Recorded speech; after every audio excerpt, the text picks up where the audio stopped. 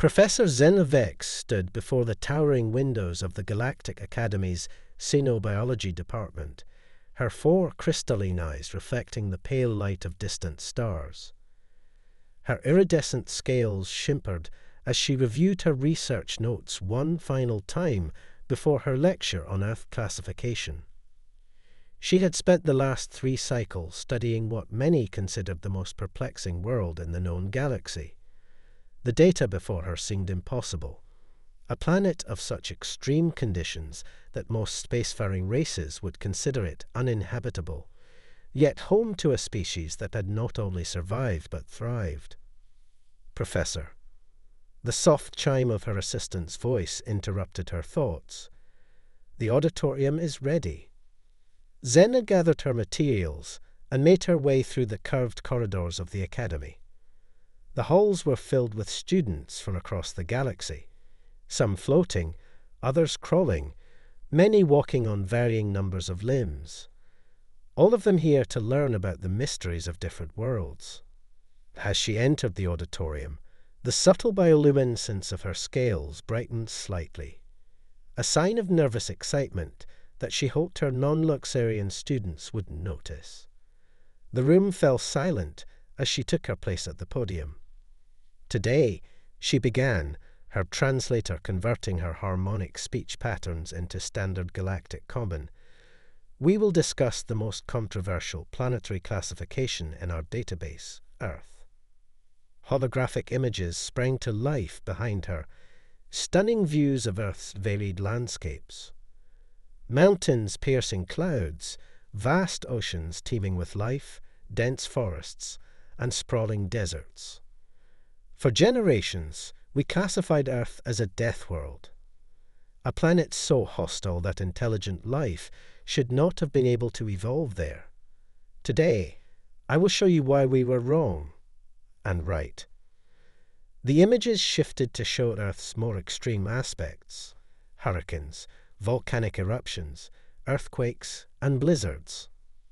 Earth experiences regular natural disasters that would devastate most civilizations. Its gravity is crushing by our standards. Its atmospheric pressure would feel like being deep underwater to many species. Its temperature variations are extreme enough to kill most sentient beings. She paused, letting the information sink in. But these are not even the most remarkable aspects of Earth. What truly makes Earth unique is not its hostile environment, but rather what that environment created. New images appeared, humans performing various activities. Running marathons, climbing mountains, swimming in rough seas, surviving in deserts and tundras. Humans evolved on a world that constantly tried to kill them. Instead of dying out, they adapted. They became one of the most physically resilient species we've encountered. They can survive in temperatures that would freeze or bottom most species. They can break bones and heal completely. They can lose entire limbs and continue functioning. Their endurance capabilities exceed those of 95% of known sentient species.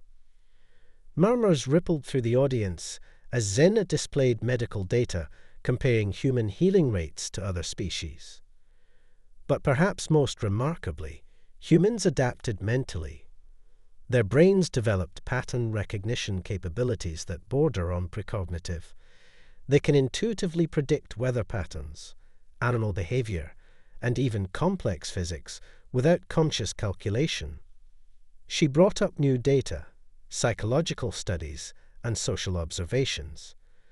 Living on a death world shaped their entire psychology. Humans don't just survive, they actively seek out challenges.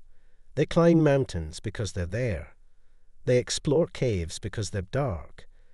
They venture into space because it's unknown. Zena's scales flickered with excitement as she reached the core of her presentation. This brings us to our central question. Should Earth still be classified as a death world? Yes, but not for the reasons we originally thought. Earth is a death world not because humans can't survive there, but because they survive too well. They became a species literally evolved for survival against all odds. The auditorium was completely silent now, every being focused intently on her words. Understanding Earth and humans requires us to reconsider our entire classification system. We need to recognize that what makes a world deadly isn't just its physical characteristics, but how those characteristics shape the evolution of its inhabitants. She concluded with a final image, a human and various alien species working together on a space station. As we continue to interact with humans, remember this. They come from a world that taught them to never give up, to always adapt, and to face the impossible with determination. This makes them not just survivors, but perhaps the most valuable allies we could hope for in our exploration of the galaxy. The lights came up slowly as Zenna finished speaking, her scales now glowing brightly with the thrill of sharing her discoveries. The silence broke into excited discussions as students began processing this new perspective on humanity's homeworld. What she didn't mention, what she had saved for her next lecture, was the most fascinating discovery of all. Humans were still evolving, still adapting, and their potential was far from fully understood. The galaxy would never be the same now that humanity had joined the interstellar community, and she couldn't wait to see what they would achieve next. Professor Zenna Vex hadn't expected her lecture to cause such a stir in the Galactic Academy. Within days, her inbox was flooded with requests from students and colleagues alike, all seeking more information about Earth's peculiar inhabitants. But it was the message from Admiral Thawne that truly caught her attention. Your research has implications for our military training programs, the Admiral's crystalline message sphere pulsed. I'm granting you access to our Earth observation archives. What you find that may surprise you.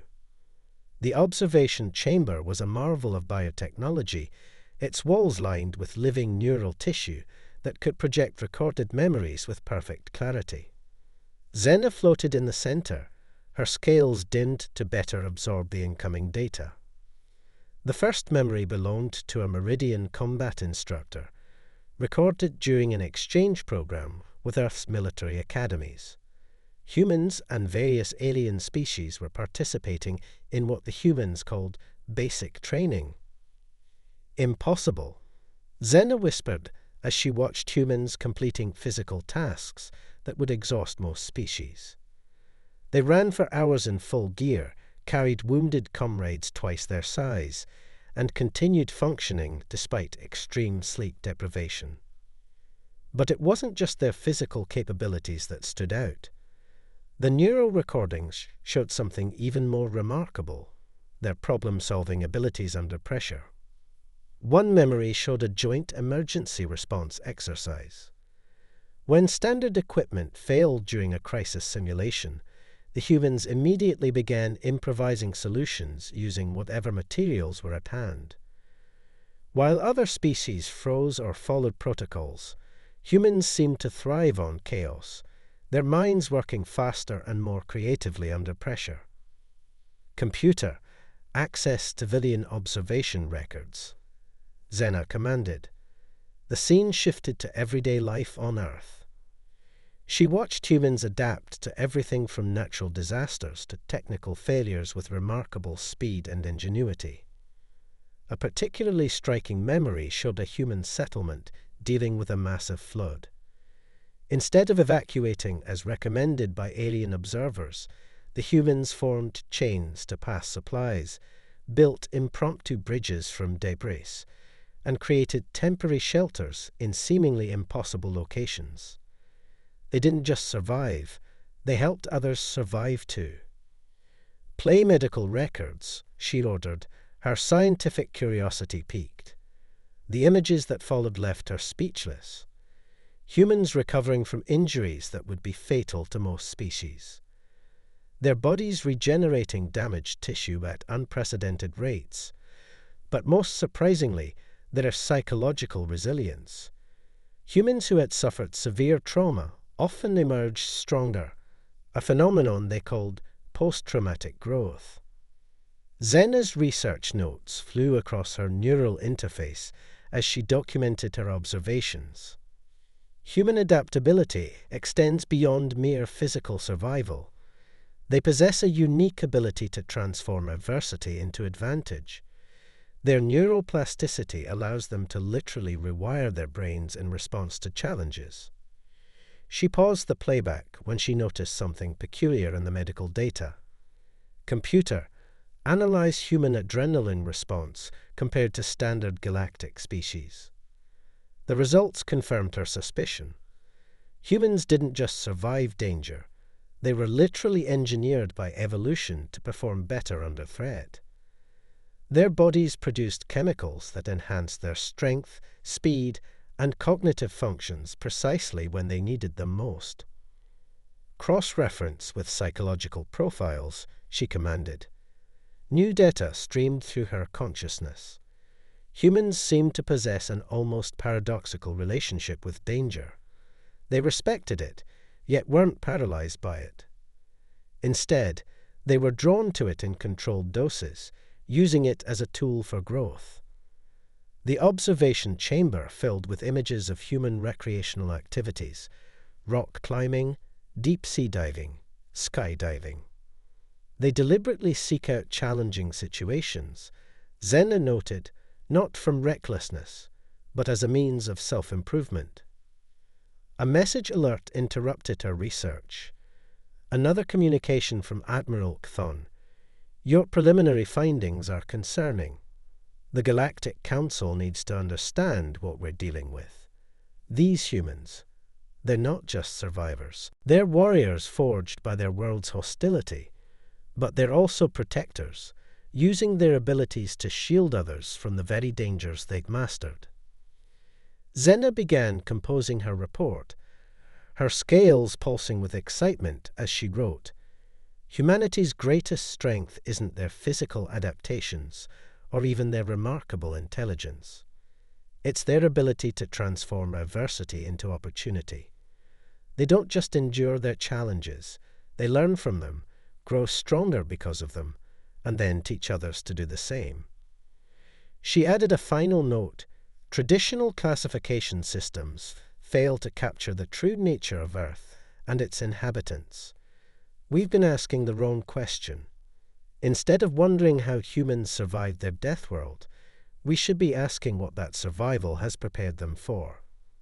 These aren't just inhabitants of a hostile world, they are its graduates, and they have lessons to teach us all. As she finished her report, Xena couldn't help but wonder, if this was what humans had become in response to their world's challenges, what would they achieve now that they had the entire galaxy as their classroom? The diplomatic vessel Harmony of Stars descended through Earth's atmosphere, carrying Ambassador Nix Ta and her team of cultural specialists. Unlike previous diplomatic missions focused on formal agreements, this one had a different purpose: to truly understand humanity in their natural environment. Nix, with her bioluminescent patterns shifting nervously beneath her translucent skin, watched as they approached their destination, a city called Vancouver.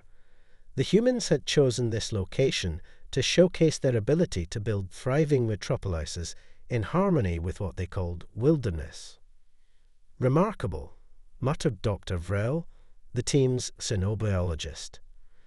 "They've built their structures around the existing ecosystem rather than replacing it." Through the view screen, they could see gleaming towers rising between preserved forests and waterways integrated into the urban planning. Their human liaison, Director Rashid Pato, greeted them at a rooftop landing pad. The rain, which would have been considered severe weather on most worlds, didn't seem to bother him at all. "Welcome to Earth," he said, spreading his arms to encompass the wet, vibrant cityscape. "I hope you don't mind the weather. We thought it best to show you our world as it is, not just on perfect days." The first surprise came during their cultural exchange session. The aliens had prepared extensive presentations about their civilizations, But the humans seemed more interested in asking questions than receiving answers. Their curiosity was insatiable, their questions spanning from technology to art, from philosophy to food. They don't just want to share information, Nix noted in her personal log. They want to understand. Every answer leads to 3 new questions. It's as if their minds are constantly seeking connections, patterns, possibilities.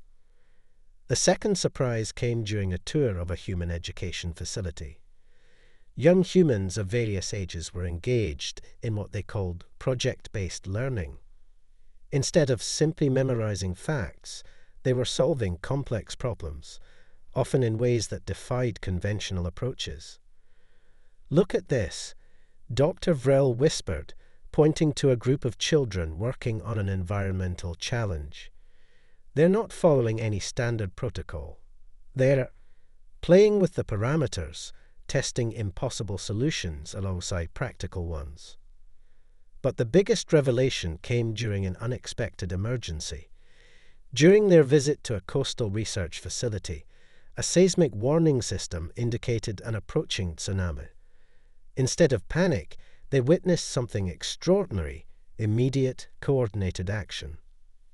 Humans of all ages and backgrounds fell into roles with practiced ease. Some prepared evacuation routes, others secured vital equipment, and still others ensured the alien visitor's safety. What impressed Nix most was how they adapted their plans to account for their visitors' unique physiological needs. "They're not just surviving," she transmitted to the Galactic Council. "They're thriving on the challenge. Each crisis is treated as an opportunity to improve, to adapt, to create better solutions." The aftermath proved even more illuminating. As soon as the danger passed, the humans began analyzing their response, noting what worked and what could be improved. They were already planning for the next time, even as they cleaned up from this event. Director Patel noticed Nix's fascination.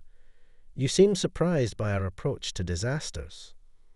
"On most worlds," she replied, "such regular threats would lead to constant anxiety, perhaps even social paralysis. Yet your people seem to have developed a different response." Patel smiled. "We learned long ago that we couldn't control our world, so we learned to dance with it instead. Every challenge is a lesson, every setback an opportunity to improve." As their mission drew to a close, Nix made one final observation in her report. The true secret of humanity's success isn't their physical adaptation to their Deathworld, but their mental and cultural adaptation. They've created a society that doesn't just accept change and challenge, it expects them. They've turned their world's hostility into a teacher, and they're eager to share what they've learned. The harmony of stars lifted off from Earth, carrying more than just diplomatic reports and cultural data. It carried a new understanding of humanity, not as survivors of a death world, but as students who had graduated from the galaxy's toughest school, ready to share their lessons with the universe. The annual Interstellar Scientific Summit chose Earth as its host planet, a decision that sparked both excitement and trepidation among the delegates. Professor Zenovex led a research team of mixed species into what humans casually called the backcountry of a region known as Yellowstone. Their human guide, Ranger Isabella Torres, watched with amusement as the alien scientists struggled with Earth's gravity and atmospheric conditions. Even with their environmental suits, many found the experience overwhelming. "Warning," chirped the team's environmental sensors. "Thermal activity detected. Unsafe conditions ahead." But Isabella simply nodded. "Yes, we're approaching the geothermal areas. Stay on the marked paths." She walked confidently past bubbling mud pots and steam vents that would have been considered disaster zones on most worlds. The team watched in astonishment as local wildlife casually adapted to the changing conditions. Bears fishing in streams near scalding hot springs, birds nesting in trees that could be uprooted by the next geyser eruption, insects thriving in waters that should have been too acidic for life. A sudden thunderstorm forced them to take shelter in a nearby research station.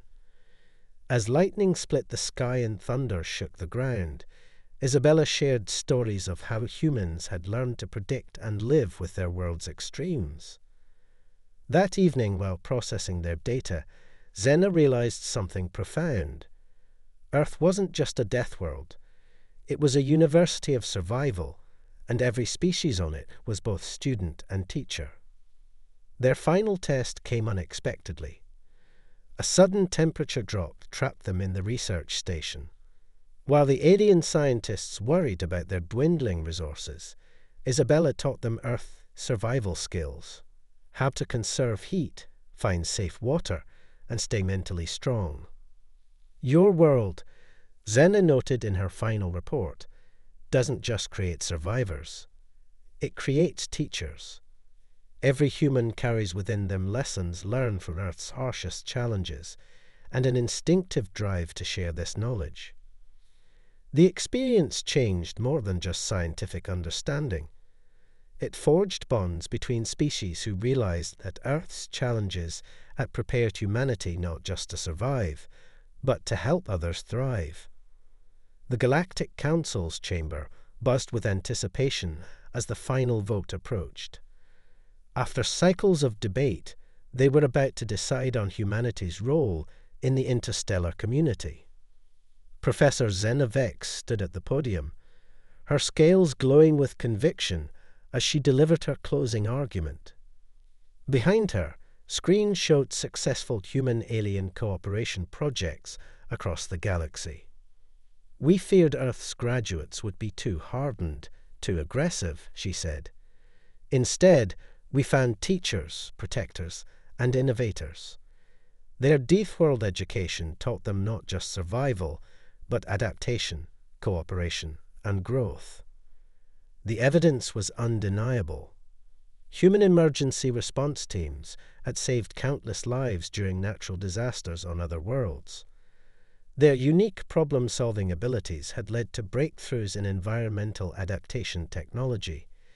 Their educational methods were revolutionizing how species across the galaxy approached challenges. The vote was unanimous.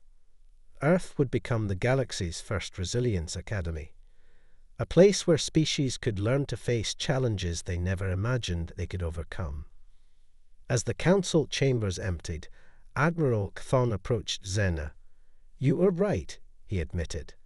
"Earth isn't a death world. It's an incubator for something we desperately needed in this galaxy, a species that could teach us all how to be stronger." Zena watched as humans and aliens filed out together, sharing stories and plans. Earth's greatest export, she realized, wasn't its resources or technology. It was hope, the living proof that even the harshest conditions could produce something beautiful. The next semester at the Galactic Academy would begin with a new course: Earth Studies, lessons from the Graduate School of Survival. And this time, the teachers would be human.